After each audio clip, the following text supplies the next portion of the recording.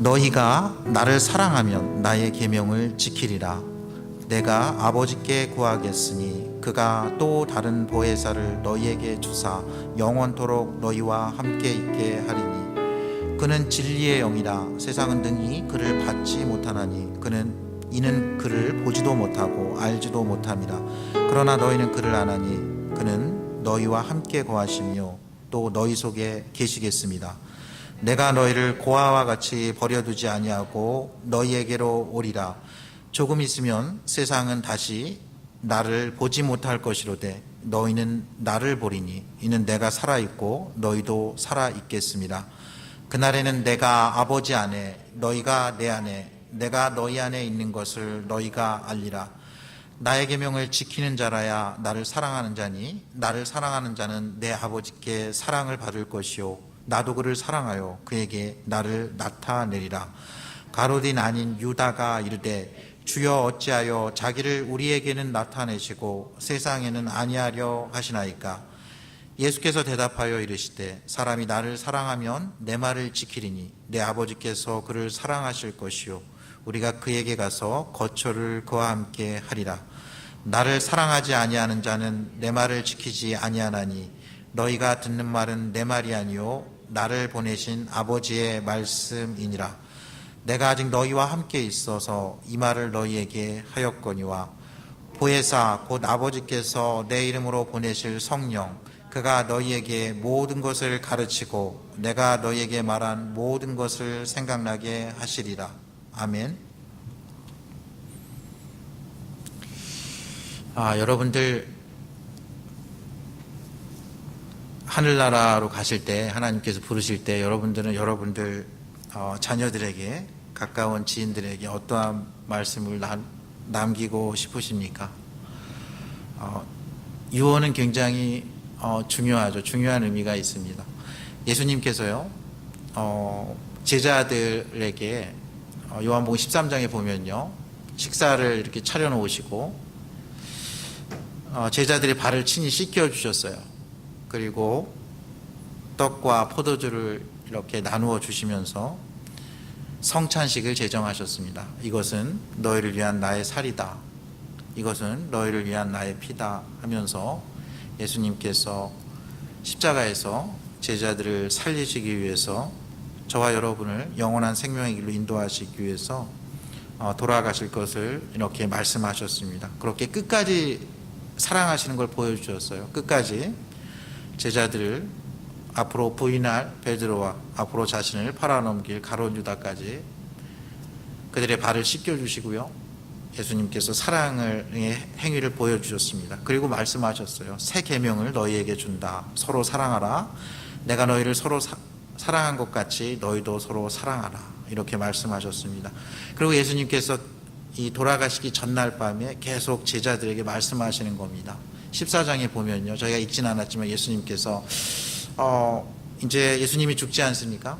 이 제자들이 예수님이 자신을 이렇게 불러서 제자 삼아 주시고요. 여러 약속의 말씀을 해주시고 여러 축복의 말씀을 해주시고 여러 기적과 이사를 행하시면서 정말 오시리라고 한 그 메시아가 맞구나 하는 생각을 하고 있을 때쯤 예수님께서는 왕자로 가실 줄 알았는데 예수님께서는 자신이 십자가에서 달려 죽으실 것을 예언하시고 제자들의 발을 씻겨주셨어요. 그리고 너희가 그 십자가의 죽음을 기억하라. 너희가 성찬식을 할 때마다 나의 대속적인 죽음, 너희를 향하신 그 사랑을 기억하라고 말씀하셨습니다. 그리고 너희도 제자들끼리 서로 사랑하라고 말씀하셨어요. 근데 예수님이 같이 있을 때는 이게 다 의미가 있는데요. 제자들 입장에서는 예수님이 죽는다면 이 모든 것이 끝나는 게 아닌가. 예수님이 기적을 행하셨고요. 예수님이 약속의 말씀을 주셨고 예수님이 축복하셨고 예수님이 계셨기 때문에 보리떡 5개와 물고기 2마리로 남자만 5,000명이 넘는 사람들이 먹었던 기억이 있습니다. 예수님이 계셨기 때문에 죽은 나사로가 살았던 경험이 있어요. 예수님이 계셨기 때문에 귀신이 쫓긴 기억이 있습니다. 예수님이 계셨기 때문에 38년 된 병자가 일어나 걷는 것을 그들은 알게 되었어요. 그 예수님이 죽는다면 이 모든 것이 끝나는 게 아닌가 이렇게 생각했을 때 예수님이 유언을 한 것입니다. 예수님께서 하신 유언의 말씀은 가까이에서 들었던 이 사도 요한이 한 60년이 지나고 다시 이것을 기록한 거예요. 이것이 필요하다고 생각해서 기록한 것 같아요. 요한복음 14장에서 17절 말씀, 이 소위 마가 요한에서 했던 이 다락방 광화라고 하는 이 예수님의 이 고별 설교는요, 제자들에게만, 이 소수의 제자들에게만 하는 말씀입니다. 마치 저희가 병원에서 마지막 숨을 거두기 전에 아들, 딸 불러놓고 배우자 불러놓고 하는 그런 유언과 같은 그런 말씀인 것입니다. 아마 사도 요한이 기록하지 않았다면 아무도 이 말씀을 알지 못했을 거예요. 사도 요한은 최후의 만찬에서요, 예수님의 오른편에서 이렇게 비스듬히 누워서 예수님이 팔자가 누구인가 이렇게 물어보는 그 레오나르도 다빈치의 최후의 만찬, 그 그림의 왼쪽, 저희가 보기엔 왼쪽에 있는 아주 미소년과 같은 그 사람이 사도 요한입니다. 사도 요한은 예수님이 아주 가까이 있었어요. 그리고 이것을 기록하고 있어요. 오늘 14장 1절의 시작이 뭐냐면 예수님께서 이렇게 말씀하셨다는 거예요. 너희는 마음에 근심하지 말라. 하나님을 믿으니 또 나를 믿으라. 그들의 마음에 근심이 가득한 것을 알고 우리가 내일은 예수님이 돌아가시면 우리가 무엇을 하며 어떻게 살 것인지, 우리가 누구를 의지하며 누구를 따를 것인지, 또 아주 근본적으로는 뭘 먹고 무엇을 하며 살지 마음에 근심이 가득한 걸 아시고 예수님께서 이렇게 말씀하셨어요. 너희는 마음에 근심하지 말라. 내가 너희 안에 마음이 가득한 걸 알기 때문에 예수님께서 이렇게 말씀하신 거죠. 너희는 마음에 근심하지 말라. 하나님을 믿는 것처럼 또 나를 믿으라라고 말씀하셨습니다. 내 아버지 집에 거할 곳이 많도다. 그렇지 않으면 너희에게 일렀으리라. 내가 너희를 위하여 거처를 예비하러 가노니 가서 너희를 위하여 거처를 예비하면 내가 다시 와서 너희를 내게로 영접하여 나 있는 곳에 너희도 있게 하리라. 예수님이 돌아가시면 어디로 갈지 어떻게 행할지 모르는 제자들에게, 근심 가득한 제자들에게 마음에 근심하지 말라고 말씀합니다. 너희가 하나님을 믿는 것처럼 또 나를 계속 믿으라고 말씀합니다. 내가 가는 곳에, 그 천국에는 너희들이 거할 맨션이, 고급 빌라가 굉장히 많다는 거예요. 너희가 어디서 무엇을 할지, 어디에 머물지 걱정할 필요가 없다는 겁니다. 내가 그것을 예비하고 다시 너희를 초대하겠다고 말씀합니다. 이 똑똑했던 도마가 물어봅니다. 주께서 어디로 가시는지 우리가 알지 못한다. 우리에게 주소를 알려달라는 거죠. 그 주소를 알아야 우리가 찾아가지 않겠느냐 이렇게 얘기합니다. 예수님께서 이렇게 말씀하셨습니다. 내가 곧 길이요 진리요 생명이니 나로 말미암지 않고는 아버지께로 올 자가 없느니라. 예수님께서 본인이요, 내가 유일한 길이요, 유일한 진리요, 유일한 생명이다. 나를 통해서 너희는 하나님 나라로, 내가 예비한 그곳으로 이룰 수 있다고 예수님께서 말씀해 주셨어요. 도마가 계속 이렇게, 빌립이 계속 물어봅니다. 주여, 아버지를, 하나님 아버지 우리에게 보여달라고 그렇게 계속 얘기합니다. 예수님께서 이렇게 말씀하시죠. 내가 진실로 진실로 너희에게 이르노니 나를 믿는 자는 내가 하는 일을 그도 할 것이요 또한 그보다 큰 일도 하리니 이는 내가 아버지께로 감이라. 너희가 내 이름으로 무엇이든지 구하면 내가 행하리니 내 이름으로 무엇이든지 내게 구하면 내가 행하리라 라고 말씀하셨습니다. 예수님께서는요, 너희가 근심할 필요가 없다는 거예요. 너희의 처소가 이미 예비되어 있다고 하나님께서 약속의 말씀을 주셨습니다. 그리고 하나님께서 또 이런 약속을 주셨어요. 내가 바로 길이고 진리고 생명이니 나로 말미암아서 그 아버지 집에 이를 수 있다고 이야기합니다. 더 나아가서요, 나는 비록 내일 죽지만 너희가 나를 믿으면 내가 지금까지 했던 그 기적과 이상, 그 놀라운 일들 너희도 할 것이라는 거예요. 너희가 내 이름으로, 너희가 예수 그리스도의 이름으로, 예수 그리스도의 십자가의 보혈을 의지해서 너희가 기도할 때에 내가 그대로 응답하리라고 약속하셨어요. 예수님은 여전히 제자들을 통해서 예수님의 약속의 말씀이, 축복의 말씀이, 이 기적과 이사가 계속될 것을 말씀하셨어요. 제자들이 이게 잘 믿기지 않았을 것 같아요. 그래서 예수님께서 하나를 보내주신다, 내가 보내주신다 하면서 약속하신 그 말씀이 오늘 9절이에요. 내가 아버지께 구하겠다.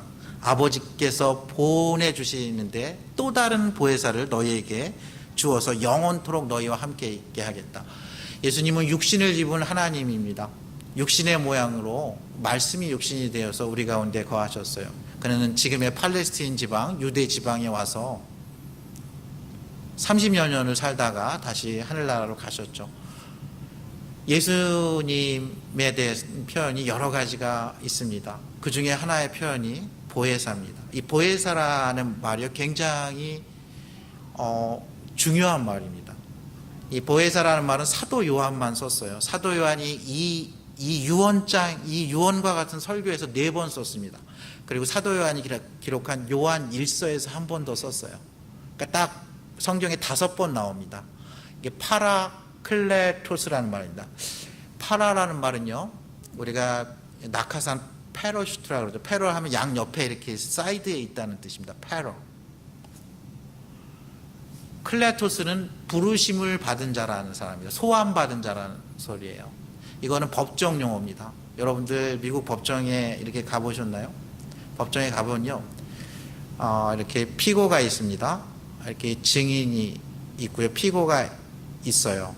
근데 피고석 옆에 이 상임 변호사가 있습니다. 이 상임 변호사 옆에서 항상 이 사람을 변호해 주는 사람, 이 사람에게 조언을 주는 사람, 이 사람을 상담해 주는 사람, 이 사람이 이 법정에서 잘 이렇게 디펜스 할 수 있도록 그것을 도와주는 그 상임 변호사, 그 변호사를 헬라어로 파라클레토스라고 합니다. 내가 누군가를 지정하는 거예요.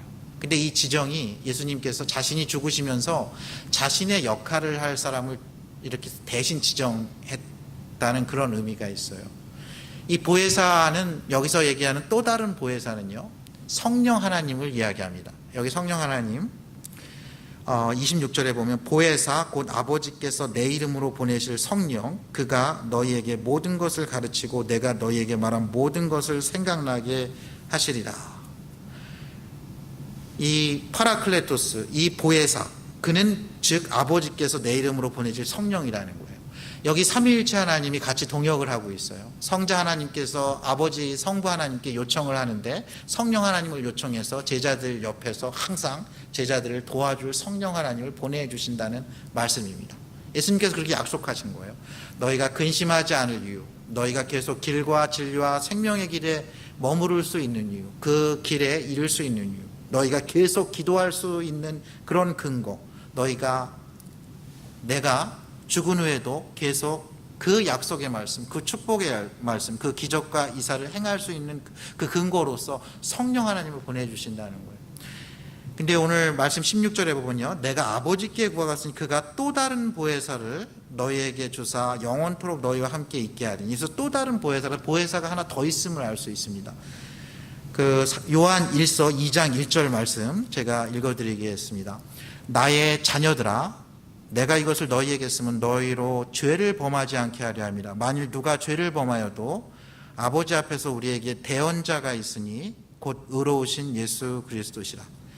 여기서 말한 이 대언자요, 다른 번역에는 우리에게 보혜사가 있으니 곧 의로우신 예수 그리스도시라, 이렇게 번역된 번역본도 있습니다. 여기서 말한 대언자, 나를 대신해서 법정에서 하나님 아버지가 너희를 심판할 때 우리에게 죄와 허물이 있지만 우리 옆에 서서 우리를 위해서 우리를 대변해 줄 분, 우리를 위해서 그 법정에서 대변해 줄 때 하나님 아버지께서 우리의 어떠함을 보지 않으시고요, 예수 그리스도의 의로우심을 보시고 예수 그리스도의 어떠함을 보고 우리를 하나님의 자녀로 삼아 주신다는 그런 개념이에요. 사도 요한은 보혜사라는 말씀을 요한일서 2장 1절에서 예수 그리스도가 우리의 보혜사다, 그는 하늘 법정에서 하나님 보좌 우편에서 우리를 위해서 변호해 주실 그런 의로우신 예수 그리스도시다 라고 얘기하고요, 나머지 4번은 이 고별 설교에서 씁니다. 오늘 말씀 16절에 내가 아버지께 구하갔으니 그가 또 다른 보혜사를 너희에게 주사 영원토록 너희와 함께 있게 하리니. 26절에 보면 보혜사 곧 아버지께서 내 이름으로 보내실 성령, 그가 너희에게 모든 것을 가르치고 내가 너희에게 말한 모든 것을 생각나게 하시리라, 이렇게 말씀하시고요. 이어지는 15장에서요, 15장 26절에 보면 내가 아버지께로부터 너희에게 보낼 보혜사 곧 아버지께로부터 나오시는 진리의 성령이 오실 때에 그가 나를 증언하실 것이요, 이렇게 말씀하고요. 이어지는 16장에서 그러나 내가 너희에게 실상을 말하노니 내가 떠나가는 것이 너희에게 유익이라. 내가 떠나가지 아니하면 보혜사가 너희에게로 오시지 않을 것이요 가면 내가 그를 너희에게로 보내리니. 예수님께서 보혜사 성령 하나님을 보내주신다고 말씀하시는 거예요. 내가 너희와 일정한 시간 공간에 이렇게 제한되게 있을 수밖에 없지만 영이신 하나님께서 어디에나 계시고 언제나 계시고 영원히 계신 그 성령 하나님께서 오셔서 제자들 도와주신다는 겁니다.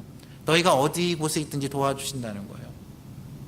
너희가 앞으로 세상으로부터 복음을 전하다가 박해를 받고 법정 앞에 설지도 모를 때 그때 성령 하나님께서 너희의 우편에서 너희를 위해서 변호하실 거라는 거예요. 그때 할 맛을 가르치실 거라는 거예요. 이 진리의 영이 너희를 진리 가운데 거할 수 있도록 붙잡아 주실 거라는 겁니다. 은혜 가운데 거할 수 있게 붙잡아 주실 거라는 거예요. 이게 또 다른 보혜사입니다. 그래서 또 다른 보혜사예요. 지금까지 너희에게 보혜사 역할을 했던, 너희를 가르치시고 인도하시고 너희를 축복하시고 너희에게 약속하시고 기적을 행하시면서 영원하고 풍성한 삶의 길로 인도했던 나 예수 그리스도, 나는 내일 죽지만 너희를 동일하게 너희를 그렇게 인도하고 보호하고 너희를 축복하고 너희의 약속의 말씀을 듣게 하고 너희에게 평강을 허락하시면서 너희를 영원한 하늘 본향까지 인도할 또 다른 보혜사, another counselor, another helper, 너희를 도와줄 영원한 보혜사를 보내주는데 그건 진리의 영이라는 거예요. 여러분 이거 굉장히 중요합니다. 이게 왜 이렇게 중요하냐면요, 자신이 보혜사라고 생각하는 그런 교주들이 많이 나타났습니다. 여기서 또 다른 보혜사가 여기 분명히 말씀 보면요, 보혜사 곧 아버지께서 내 이름으로 보내실 성령이라고 분명히 나와 있어요. 이건 성령 하나님을 이야기하는 거예요. 성령 하나님은 어떤 영향력이나 능력이 아니에요. 인격이신 하나님께서, 아버지 하나님께서 그 아들의 요청으로 아들의 죽음 이후에 이 하나님 나라를 완성시킬 그 미션을 갖고 이 땅에 하나님께서 강림케 하신 그 성령 하나님이에요. 그래서 성령 하나님이 없이는 저희가 어떤 것도 하나님의 뜻대로 할 수가 없는 것이 성경이 말씀하는 겁니다. 여기서 언어를 카운슬러는요, 예수님이 돌아가시고 예수님이 부활하시고 승천하신 후에 열흘 후에 오신 오순절 성령 하나님을 말씀하는 겁니다. 많은 이단의 교주들이요, 자신이 another counselor라고 얘기합니다. 그래서 내가 거기에 내가 말하는 것이 너희를 인도하는 거고 너희를 가르치는 거라고 얘기해요. 제가 구체적으로 이렇게 거론하지 않겠지만 많은 교주들이요, another counselor라고 얘기하고 있습니다. 표면적으로 얘기하는 사람 그렇게 많지 않은데 이것을 한 겁니다. 이걸 굉장히 조심해야 돼요. 아주 가까이에 있습니다. 제가 오늘은 성령 하나님에 집중하기 위해서 이런 거짓, 이단들 이런 쪽은 깊이 얘기하지는 않겠습니다. 성령 하나님은 인격이세요. 어떤 능력이나 영향력이 아니세요. 성령 하나님은 삼위일체 하나님 중에 하나입니다. 여기서 또 다른이란 말은요, another로 번역이 되는데 자세히 얘기하면 이겁니다. 본질적으로는 같다는 거예요. 본질적으로는 같은데 형태나 위격이 다르다는 겁니다. 인격은 성자, 성부, 성령 하나님이 다릅니다. 그렇지만 이들은 능력상, 본질상 하나입니다. 성령 하나님의 능력, 성자 하나님의 능력, 성부 하나님의 능력 동일합니다. 그들은 합력해서요, 우리를 저와 여러분을 구원하길 원하세요. 성부 하나님은 뜻을 정하셨어요. 성자 예수 그리스도를 우리를 위해서 이 땅에 보내주시고요, 말씀하시고요, 우리의 발을 씻겨주시고 십자가에서 피 흘리고 살 찢겨서 우리를 구원하시기로 결정하셨어요. 그 예수님이 돌아가신 후에 성령 하나님을 보내주셔서 또 다른 보혜사 성령 하나님께서 오셔서 저희의 구원을 완성시키기로 하나님께서 결심하셨습니다. 그래서 저희는 축도할 때요 그렇게 기도합니다. 하나님의 성부 하나님의 사랑과 성자 예수 그리스도의 은혜와 성령 하나님의 교통하심과 역사하심이 너희 무리에게 함께 있을지어다. 이 삼위일체 하나님으로 저희는 그렇게 기도하는 것입니다. 오늘은 삼위일체 주일이에요. 저희가 성부 하나님은 창세기 1장부터 쭉 압니다. 태초에 천지를 창조하신 그분, 저희가 성자 예수 그리스도 압니다. 말씀이 육신이 되어서 이 땅에 오신 분, 우리를 위해서 십자가에서 죽으신 분. 그러나 우리는 성령 하나님을 잘 몰라요. 그러나 확실한 건요, 성부, 성자, 성령 삼위일체 하나님이 태초에 천지를 창조하셨습니다. 이 삼위일체의 성부, 성자, 성령 하나님이요, 우리를 구원하시기로 우리를 예정하셨어요. 우리를 택하셨어요. 우리를 부르셨습니다. 우리를 의롭다고 칭하셨어요. 우리를 양자 삼아주셨어요. 여러분들, 성령의 역사 없이는요, 저희는 하나님의 나라를 볼 수도 없고 거듭날 수도 없어요. 저희가 아무리 똑똑해도 소용없습니다. 1세기 최고의 율법학자이자 니고데모 사내들이 그 유대 최고의 그 권력기구이자 그 입법기구의 지도자였던 니고데모가요, 한밤중에 예수님을 찾아옵니다. 예수님이 그렇게 말씀합니다. 너가 물과 성령으로 거듭나지 않으면 하나님 나라를 볼 수도 없고 들어갈 수도 없다. 여러분들, 지성이 아무리 뛰어나도요, 여러분 아무리 많은 것을 갖고 있어도, 여러분이 아무리 세상에 지혜가 있어도 성령 하나님께서 역사하지 않으시면요, 저희가 내적으로 하늘로부터 거듭나지 않으면 저희는 하나님 나라의 일을 이해할 수도 없고요, 하나님 나라에 들어갈 수 없습니다. 하나님의 역사를 볼 수 없어요. 성령 하나님께서 역사하시는 그곳에 우리는 거듭나서 우리의 신앙을 고백할 수 있는 겁니다. 성령 하나님 그 한밤중에 찾아온 니고데모를 상담한 거예요. 그 니고데모의 마음을 에게 가르치고 인도하고 그 은혜 가운데 거할 수 있도록 옆에 서서 니고데모를 거듭나게 하신 그분이 성령 하나님이세요. 요한복음 4장에 가면요, 사마리아 우물가에 한 여인이 있습니다. 많은 사람들의 비난과 손가락질을 피해서 한밤 땡볕에 물 기르러 왔어요. 야곱의 우물가에서.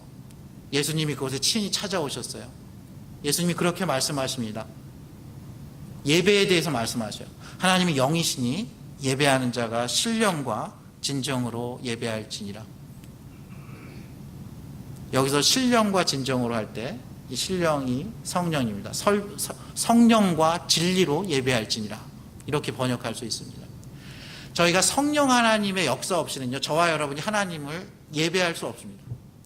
예배는 특권이에요. 하나님께 성령의 은혜를 입은 거예요.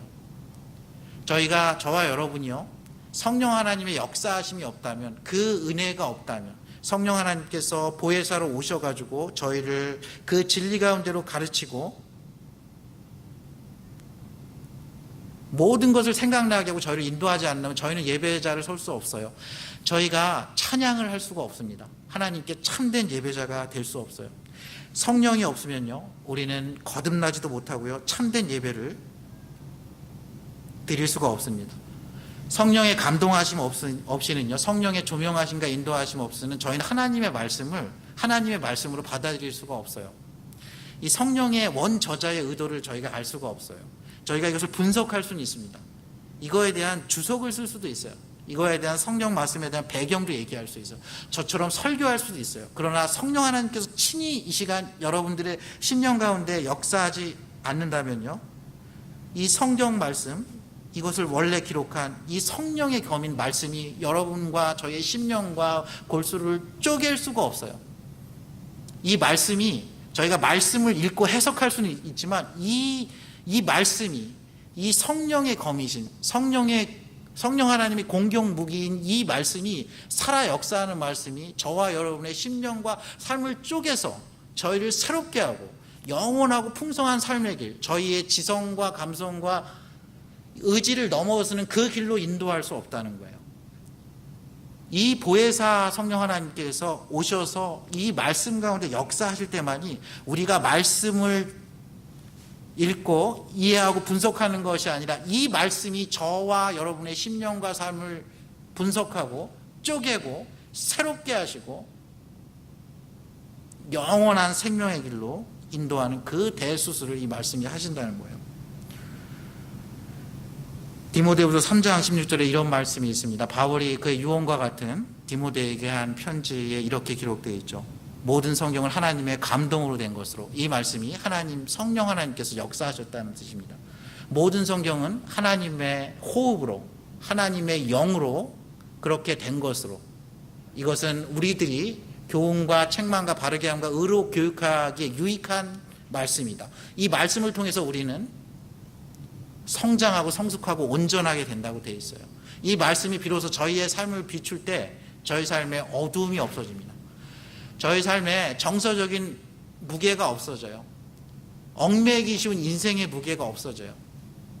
저희를 누르고 있는 그런 우울감,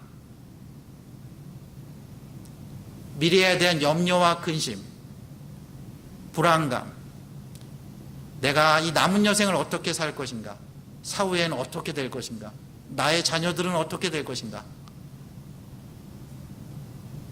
이 제자들이 했던 이 근심과 걱정이 있지 않습니까? 예수님께서 제자들이 근심하지 않고요, 계속 기도하면서 하나님의 뜻을 이루어가는 삶을 살 수 있게 해달라고 예수님께서는 또 다른 보혜사를 보내주신 거예요. 지금까지는 내가 너희에게 보혜사로 너희 옆에 있었지만 이제 나는 간다. 내가 또 다른 보혜사, 나와 능력과 영광면에서 동일하지만 다른 형태를 띤 영이신 하나님, 성령 하나님께서 오셔서 친히 너희를 거듭나게 할 거다. 너희의 다음 세대를 거듭나게 할 거다. 너희가 참된 예배를 드리게 할 거다.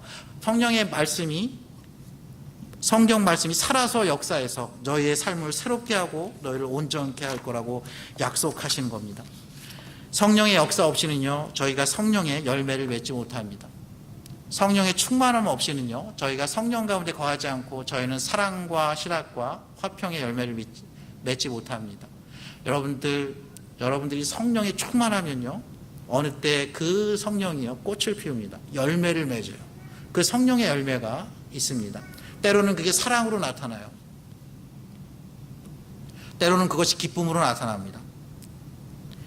때로는 그것이 화평으로 나타나요. 때로는 그것이 자비와 양손과 충성과, 때로는 그것이 오래 참음과 온유와 절제의 열매로 나타납니다. 시절을 쫓아서 그 열매를 맺어요.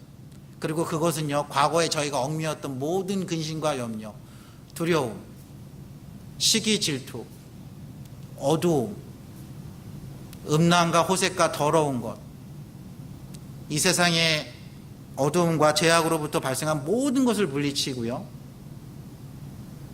우리를 영원한 그 아들의 나라, 그 빛의 나라로 인도합니다. 성령 하나님이 임하시면요, 그곳에 빛이 비춥니다. 성령은 우리를 살리시는 영입니다. 로마서 8장에서 사도 바울은 이렇게 얘기했어요. 또 그리스도께서 너희 안에 계시면 몸은 죄로 말미암아 죽은 것이나 영은 의로 말미암아 살아있는 것이라. 예수를 죽은 자 가운데서 살리신 이의 영이 너희 안에 거하시면 그리스도 예수를 죽은 자 가운데서 살리신 이가 너희 안에 거하시는 그의 영으로 말미암아 너희 죽을 몸도 살리시리라. 이 성령 하나님이 우리 안에 와서 우리 안에 거하시겠다는 거예요. 우리 안에 내주해 계시면서 우리가 혹시 죽을지라도 우리를 다시 예수 그리스도를 살리신 것처럼 우리를 살리시고 영원히 살리신다고 말씀하셨습니다. 그리고 계속 사도 바울은 얘기해요. 너희는 다시는 무서워하는 종의 영을 받지 아니하고 양자의 영을 받았으므로 우리가 아바 아버지라고 부르짖느니라. 우리가 하나님을 아바 아버지라 부를 수 있는 것 성령 하나님께서 하시는 역사입니다. 또한 성령 하나님 우리를 위해서 친히 간구하십니다. 이와 같이 성령도 우리의 연약함을 도우시나니 우리는 마땅히 기도할 바를 알지 못하나 오직 성령이 말할 수 없는 탄식으로 우리를 위하여 친히 간구하시느니라. 성령이 우리를 도와주신다는 거예요. 우리의 연약함을 도와주신. 우리의 연약함은 무엇입니까? 우리의 연약함은 이런 겁니다. 우리가 너무 잘 나갈 때는요, 하나님을 모른다고 하는 연약함이 있어요. 우리가 그게 연약함인가 생각하지만 영원하신 하나님 관점, 영원의 관점에서 보면 그건 너무 연약한 거예요. 저희가 이 짧은 세상 동안 하나님을 모르고 가면요, 저희는 영원히 하나님을 모릅니다. 영원히 하나님과 분리돼요. 생명이신 그분과 멀어집니다. 우리는 하나님과 분리돼서 어두움 가운데 살게 된다고 하나님께서 말씀하셨어요. 우리가 어떤 또 연약함이 있냐면요, 우리가 너무 인생이 안 풀릴 때 우리는 기도할 것 같지만 그렇지 않습니다. 우리가 너무 안 풀리면요, 우리는 불평불만합니다. 우리 하나님께 그럴 때 더 기도하지 못해요. 그러나 우리가 아주 잘 나갈 때나 아주 못 나갈 때나 우리가 산 꼭대기에 있을 때나 저 계곡 바닥에 있을 때나 성령이 우리 연약함을 아시고 그 높아진 마음 가운데서도 우리를 위해서 기도하고 계시고요, 우리를 위해서 탄식하고 계시다는 거예요. 우리가 저 바다 끝에 거하고 저 계곡 밑에서 사망의 음침한 골짜기를 다닐 때에도 성령 하나님께서 우리를 위해서 간구하시고요, 우리를 위해서 탄식하신다는 거예요. 또한 성령은요, 우리에게 능력을 부어주십니다. 사도행전 1장 8절 이런 말씀이 있습니다. 오직 성령이 너희에게 임하시면 너희가 권능을 받고 예루살렘과 온 유대와 사마리아와 땅끝까지 이르러 내 증인이 되리라. 성령은 전도와 선교의 영입니다. 저희를 부어주시는 거예요. 저희가 영혼을 소생시키는 예배 공동체가 될 수 있는 비결, 성령 하나님께 있습니다. 저희가 다음 세대를 주의 말씀과 교양과 훈계로 잘 양육하는 비결, 우리의 자녀 세대를 그렇게 양육하는 비결, 성령 하나님께 있어요. 우리가 이웃과 사랑을 사랑으로 품고 그들을 이해하고 그들을 위해서 기도할 수 있는 비결, 성령 하나님께 있어요.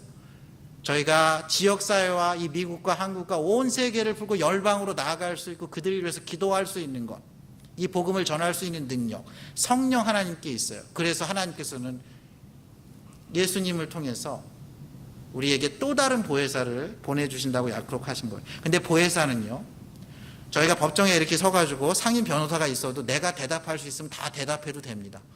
저희가 정말 훌륭한, 정말 전지전능하고 정말 나만을 위하고 나를 가르치고 나를 인도하고 그런 변호사를 썼으면, 그런 변호사가 옆에 있다면 저희는 자주 자문을 구해야 돼요. 자주 어떻게 행할지 그걸 자주 구해야 돼요. 옆에 세워두고 증인이 직접 다 이야기할 수 있습니다. 다 이렇게 할 수 있어요. 모든 것을. 하나님께서 성령 하나님 또 다른 보혜사를 저희에게 보내주시는 건요, 저희가 이 광야와 같은 세상을 살아갈 때, 저희가 어둠과 같은 세상을 살아갈 때 저희에게 오아시스와 같은 것을 허락한 거예요. 어둠 가운데 빛을 허락한 겁니다. 비진리가 판치는 곳에 진리의 영을 보내주신 거예요. 너희가 활용하라고 보내주신 거예요. 저희는 그래서 성령에 충만해야 합니다. 성령의 검인 하나님의 말씀을 가까이 해야 돼요. 성령은 이렇게 우리에게 한 마음을 주셔서요, 영혼을 소생시키고요, 참된 예배자로 세우시고요, 저희 각 사람에게 은사를 주셔서 그리스도 교회의 머리신 그리스도를, 또 교회를 유익하게 하기 위해서 우리를 세웁니다. 성령은 열매를 맺게 해줘서 우리 삶에 기쁨과 사랑이 넘치게 해주셔요. 성령은 우리가 여전히 하나님의 사랑받는 자녀임을 증거하십니다. 성령은 여전히 우리가 인생의 높은 곳을 지날 때나 낮은 곳을 지날 때나 우리의 연약함을 돕고 계세요. 그분은 우리를 위해서 기도하십니다. 우리를 위해서 탄식하세요. 그분은 우리에게 능력을 주셔서 하나님께서 하나님의 뜻이 땅에서도 이루어진 것처럼, 하늘에서도 이루어진 것처럼 땅에서도 저와 여러분의 일상의 삶 가운데, 여러분과 저의 가정과 교회 가운데, 이 지역사회에 임하시길 원하세요. 오늘도 하나님께서는 이렇게 말씀하십니다. 오직 성령이 저와 여러분에게 임하시면 너희가 권능을 받고 너희가 밟고 있는 이 땅과 휴스턴과 텍사스와 미국과 한국과 온 세계 위에 너희가 나의 증인된 삶이 되리라, 이렇게 말씀하십니다. 사도행전 2장에서요, 오순절 성령 강림이 임하고 베드로가 일어나서 설교를 합니다. 그때 요엘 선지자의 예언이 오늘 이루어졌다고 이야기합니다. 이렇게 이야기해요. 요엘 선지자가 이르기를, 말세 내 영을 모든 육체에 부어주리니 너희 자녀들은 예언할 것이요 너희의 젊은이들은 환상을 보고 너희의 아비들은 꿈을 꾸리라. 성령 하나님은 이렇게 세대 간의 갈등을 해소하고요, 한 마음과 한 뜻과 한 비전으로 나아가게 합니다. 자녀들이 하나님의 뜻을 아는 것 예언입니다. 젊은이들이 꿈을 꾸는 것 하나님이 주신 비전이에요. 아비들이 꿈을 꾸는 것, 그거 하나님께서 주신 꿈입니다. 이 아비와 젊은이와 자녀들이 하나 될 수 있는 비결, 이것도 성령 하나님께서 하시는 거예요. 저와 여러분이 하나님께서 허락하신 성령의 검, 하나님의 말씀으로 충만하고 성령 하나님으로 충만하게 되므로 이렇게 하나님의 뜻을 이 시대와 다음 시대에 이루어드리는 그런 존귀한 삶, 존귀한 공동체 함께 이루어가기를 주님의 이름으로 축원합니다. 함께 기도하시겠습니다.